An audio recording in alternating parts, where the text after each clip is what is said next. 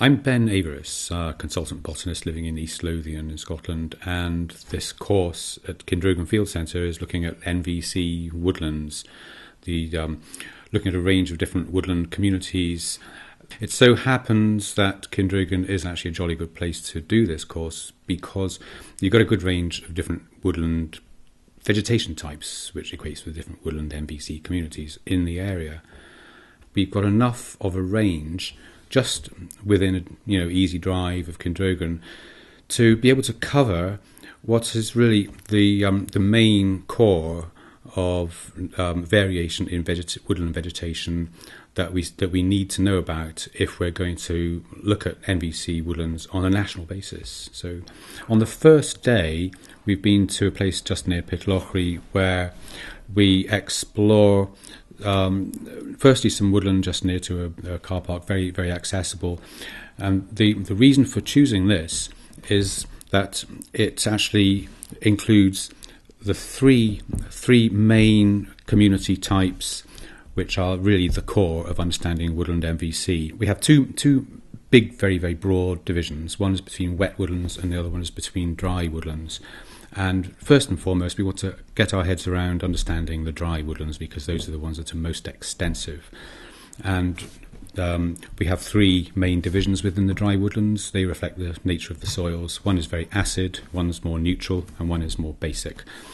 And a good thing about this part of the world is that we can go down the road from Kindrogan to some sites near Pitlochry and near Aberfeldy, and at each of those sites we have each of those three dry woodland types: the acid, the neutral, and the basic. And we can see them repeatedly going from one to another, and then back to the first and the second, and so on. And it's really very good for people to learn the characteristics of the ground flora and the tree canopies of each of those three groups. We also see wet woodlands, which are in a way slightly simpler to classify, and we see the two main types. One is an acid one and one's a more neutral one: acid soils, neutral soils.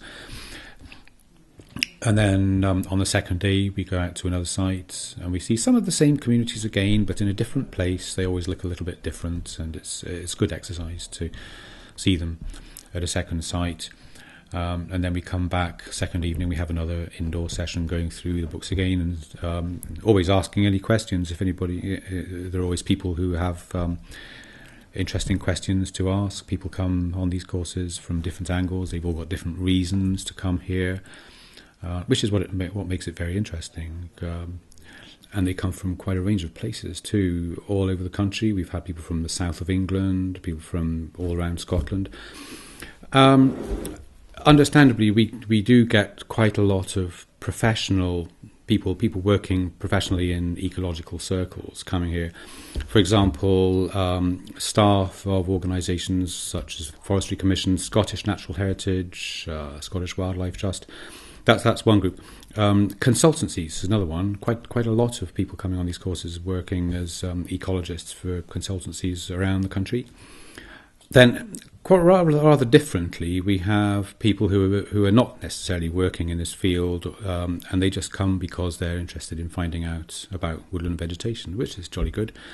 And actually, with that in mind, I might say that these courses that we have here don't assume that everybody who's coming to look at woodland vegetation is all totally clued up on their plant species identification. Sometimes people get in touch and they say, will it matter if I'm quite a beginner on the identification of species? And I always say no, because it's if anything, it should be quite an encouraging thing. We should encourage anybody really to get in looking at nature, regardless of their previous experience. And for looking at plant communities, that can probably help when people are also learning their plant species, because there's a little bit more of a story behind every plant species that they learn. A little bit of something about its kind of habitat, why it grows where it does, what species grow with it, and that may help them to learn that species a little bit better.